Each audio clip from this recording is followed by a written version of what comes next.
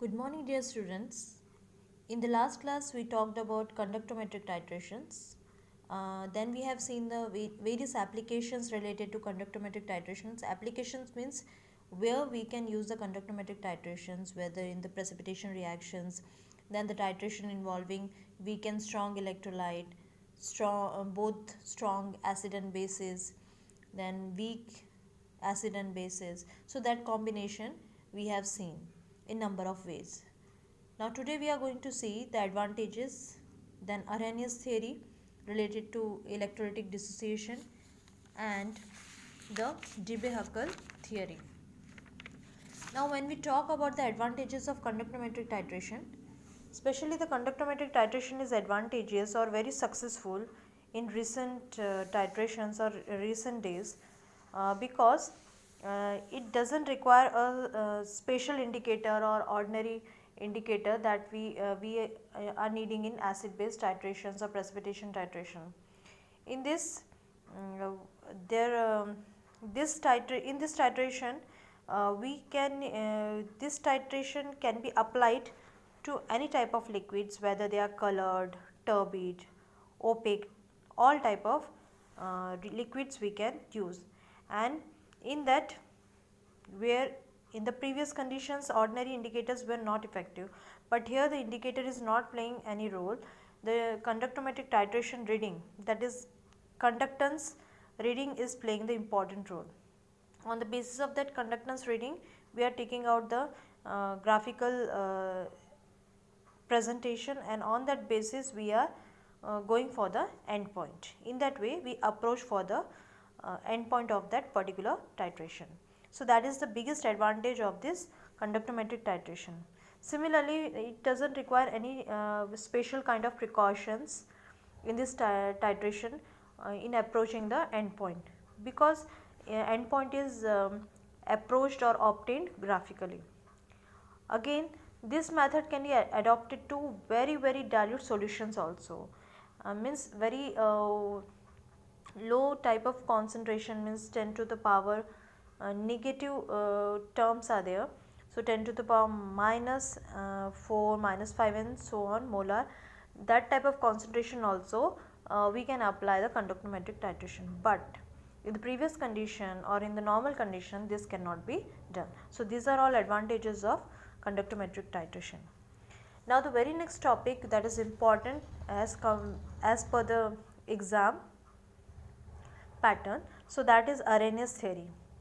Now in this Arrhenius theory we are talking about electrolyte or electrolytic dissociation. When we say electrolytic, means it is related to electrolytic process or electrolytes, and dissociation means separation. So Arrhenius scientist has given this concept of electrolytic dissociation. In that he has explained the various type of behavior of electrolytes in the given solution. Now he has given many postulates for it.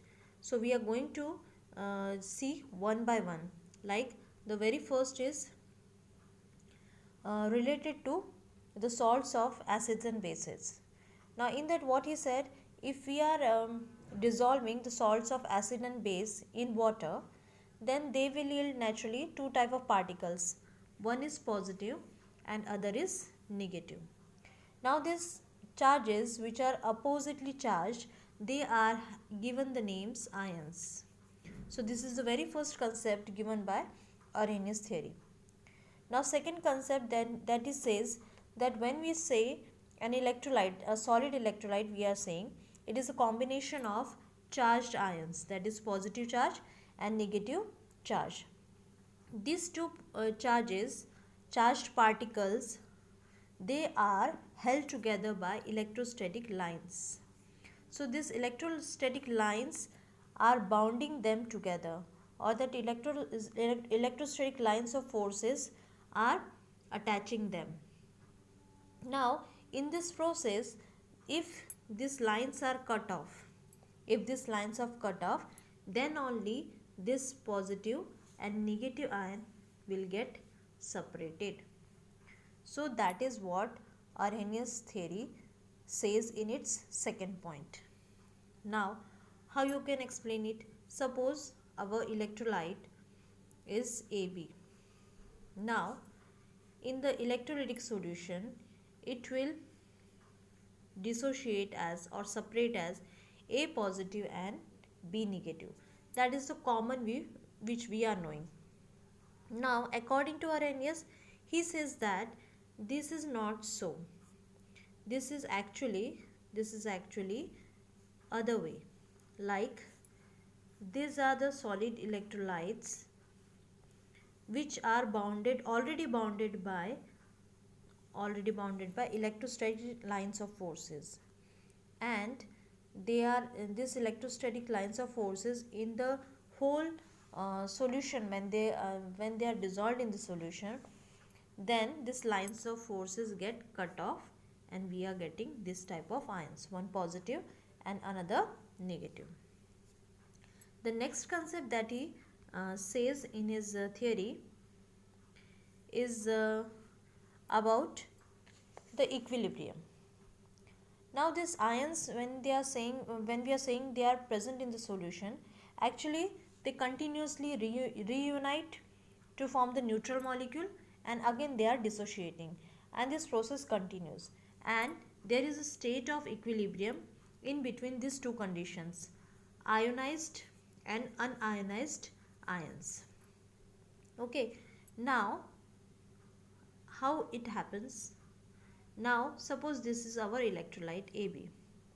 It will form A positive and B negative ion. But basically when this is happening continuously, this process will continue. So AB is the unionized molecule.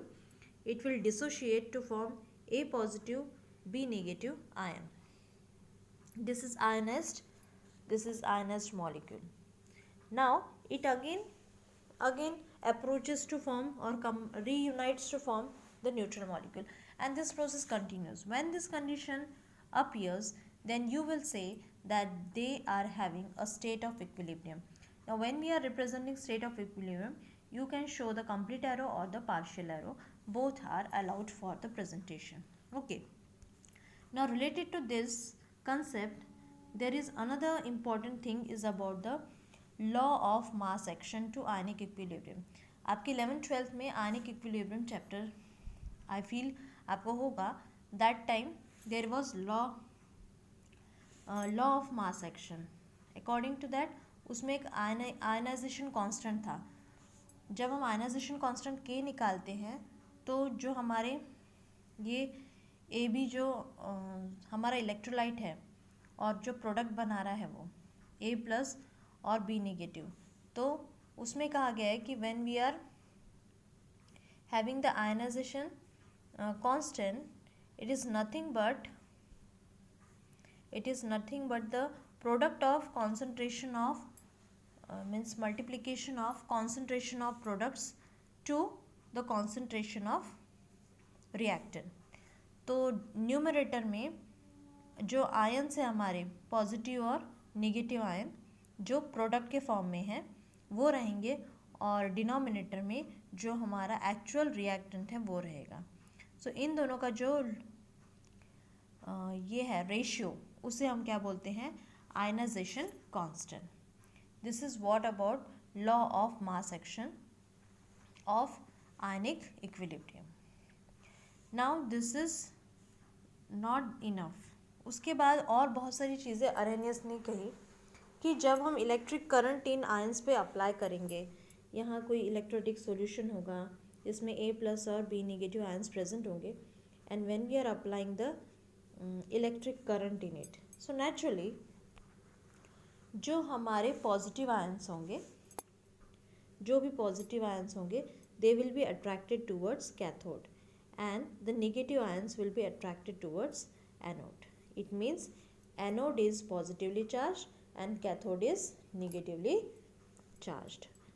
So that's why the electrical conductivity of the solution is depending upon the number of ions present in the solution. How many number of ions? More the number of ions are present in the solution, more will be the electrical conductivity of the solution. That is what according to Arrhenius. Okay. Then again he said that the ions like ions ions which are present in this electrolytic solution, they are representing various properties like freezing point, elevation of boiling point, elevation यानी कि बढ़ना, boiling point variations, vapor pressure lowering means low होना, and osmotic pressure. All these properties are shown by any electrolytic solution or the molecules present in electrolytic solution because of this special characteristic of ionic property. Again, what they say that the properties of electrolytes in the solution, these properties of the electrolytes in the solution are the properties of the ions. जो भी electrolyte की property है वो nothing but उन ions की भी property है जो उस सॉल्यूशन में प्रेजेंट है. और हमेशा जो H प्लस आयन है, जो H प्लस आयन है वो एसिडिक कैरेक्टर रिप्रेजेंट करता है और जो OH नेगेटिव आयंस हैं वो बेसिक कैरेक्टर रिप्रेजेंट करता है. It means the properties of the electrolyte in the solution are the properties of ions. And when we talk about the aqueous solution, means in water, what will happen? The acidic properties are due to H plus ions and basic properties are due to OH negative ions. So all these are nothing but the postulates of Arrhenius theory. So when it is asked about the Arrhenius theory, you have to explain all these 5 points one by one. Then comes the limitation of Arrhenius theory, because इस Arrhenius theory को जब explain किया गया तो ऐसे कई points थे जो controversial थे, तो उसमें then so that means there are some advantages of this Arrhenius theory. So basically when we talk about Arrhenius theory's limitations, they are very simple. 4 points are there, so there is nothing to explain it. आपको इन्हें read out करके समझ लेना है. तो basically मैं एक short में I can give you the idea about it. Like Oswald dilution जो लॉ है वो Arrhenius थ्योरी के बेस पे फेल हो गया, क्योंकि ये जो लॉ है सिर्फ स्ट्रॉन्ग इलेक्ट्रोलाइट्स पे ही इसका एप्लीकेशन हो रहा था. जो भी हमने Arrhenius थ्योरी के बारे में भी 5 पॉइंट्स पढ़े, जो भी 5 पोस्टुलेट्स देखे, बेसिकली ऑस्वाल्ड डाइल्यूशन लॉ में अगर वो अप्लाई करते हैं तो वो सिर्फ स्ट्रॉन्ग इलेक्ट्रोलाइट्स पे ही अप्लाई होती हैं. सिमिलरली जो डिग्री ऑफ डिसोसिएशन है, जो कंडक्टिविटी मेजरमेंट से मेजर होता है या फाइंड आउट होता है, और जो ऑस्मोटिक प्रेशर जो मेजरमेंट्स हैं, they are fairly good for univalent electrolytes. Univalent जिसमें वैलेंसी 1 होती है उनको बोलते हैं यूनिवैलेंट इलेक्ट्रोलाइट्स. ओके, सो ये जो यूनिवैलेंट इलेक्ट्रोलाइट्स है जैसे KCl वगैरह है, वो सारे इस लॉ को एप्लीकेबल करते हैं या उन पे ये लॉ अप्लाई हो सकता है, सेटिस्फैक्टरी रिजल्ट दे रहा है. लेकिन जब बाइवेलेंट इलेक्ट्रोलाइट्स है, बाइवेलेंट यानी कि जिनकी वैलेंसी 2 है, ऐसे इलेक्ट्रोलाइट्स पे ये लॉ वर्कआउट नहीं कर रहा. So that is also another disadvantage of Arrhenius theory. ठीक है. Then comes the second one, next one कि Arrhenius theory जो है उन्होंने आयनाइजेशन ऑफ इलेक्ट्रोलाइट्स की बात की. अगर हम किसी इलेक्ट्रोलाइट को वाटर में डिजोल्व करते हैं यानी कि एक्वस सोल्यूशन बनता है, तो वहाँ क्या हो रहा है? आयनाइजेशन प्रोसेस हो रहा है. ओके, ये जो आयनाइजेशन प्रोसेस हो रहा है, अगर उसकी एक्सरे स्टडी करते हैं, so this electrolytes are already in ionized state. Instead of using the word ionization, we call it dissociation. So instead of using the Arrhenius said ionization, so it has to be corrected by dissociation, because in the X-ray studies it is already suggested that कि अगर मैं यूनिवैलेंट electrolyte ले रही हूँ जैसे KCl, तो वो K plus और Cl निगेटिव ऑलरेडी उसमें प्रेजेंट दिखता है. उसे आप आयनाइज वो बाद में नहीं होता है, वो ऑलरेडी उसी कंडीशन में रहेगा. That is the character of that strong electrolyte. Similarly ऐसे कुछ इलेक्ट्रोलाइट्स होते हैं which are conducting electricity in molten state also. Molten state यानी कि not the pure liquid state. It's not even the solid state. तो जब solid state में कोई चीज़ है उसको हीट करते हो तो that will become the molten state. Now this theory is failed to explaining the function of water in this. That means this theory cannot answer why the dissociation occurs in all this process. Similarly, they don't talked about the transport number. They haven't explained the transport number in detail. So there are some disadvantage which remain there because they are unexplained in the theory. So that is all about the disadvantage of this theory. Then comes degree of dissociation. Degree of dissociation का simple formula है, ये इसको हम alpha से represent करते हैं. We have seen in the previous Coleridge law also the how to apply the law. There are in applications that we have seen. So alpha is nothing but it is the ratio of number of dissociated molecules to the total number of molecules present in the electrolyte or in the solution. That is nothing but degree of dissociation and it is represented by alpha. Then comes Debye-Huckel law. ये जो Debye-Huckel law है that is again giving number of postulates. So that is also very important as we regarding the exam point of view. So here we are going to talk about the law of gravitation. So if you remember that that same law is applying here because there also we are talking about the two particles. There we talked about two masses m1 and m2. Here we will talk about the two charges q1 and q2. These two are comparable, so you can easily compare this law or this theory with law of gravitation and you can easily remember the formula for it. What it says, the force of attraction between two types of charges. जो two type of charges रहेंगे, suppose पहला है q1 और दूसरा है q2. So two type of charges are there. Then this force which is present here, that will be directly proportional to the product of charges and inversely proportional to square of distance between them. So this is the first postulate which is given by Debye-Huckel theory. Similarly, this Debye-Huckel theory is specially for strong electrolyte. It is applicable purely for strong electrolytes and it says that strong electrolytes are completely ionized in all kinds of solutions, whether they are highly dilute or highly concentrated. In all type of solutions or dilutions, the strong electrolytes are completely ionized. Now again, most of the concepts given in the Debye-Huckel theory are related to strong electrolytes. It says that when we say about the next postulate, that when we talk about the strong electrolytes are concerned, the ratio, that is lambda v upon lambda infinity. Lambda v means equivalence conductance at a definite volume to lambda infinity means equivalence conductance at infinite dilution. So ये जो ratio है, that ratio is representing the conductivity coefficient lambda v by lambda infinity. This is representing conductivity ratio and not degree of dissociation. यानी कि alpha जो है इसको ये represent नहीं करता.